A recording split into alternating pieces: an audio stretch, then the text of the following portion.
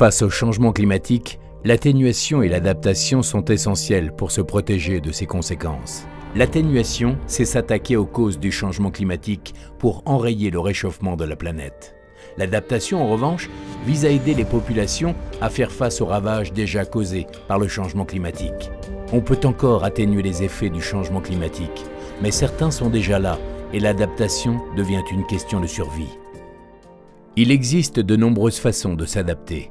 En France, par exemple, les communautés s'adaptent en végétalisant l'environnement, en revoyant la gestion de l'eau, en protégeant les villes de la montée des eaux et bien d'autres façons. Mais l'adaptation a un coût. Les populations les plus vulnérables au changement climatique, qui n'y ont pourtant pas contribué, n'en ont pas toujours les moyens. Le coût pour que l'Afrique puisse s'adapter au changement climatique d'ici 2050 est estimé à 41 milliards par an. Pourtant, elle ne reçoit actuellement que 18,5 milliards par an pour l'adaptation et l'atténuation. On est encore bien loin des 100 milliards de financement climat par an promis par les pays riches. Les financements actuels sont bien insuffisants, surtout lorsque l'on sait que les 10 pays les plus vulnérables au changement climatique se trouvent en Afrique, alors que le continent n'est responsable que de 4% des émissions mondiales de CO2. L'Afrique n'a évidemment pas attendu que les pays riches se mobilisent pour s'adapter. À Madagascar, certains agriculteurs ont changé leur mode d'agriculture pour des cultures plus résistantes aux sécheresses.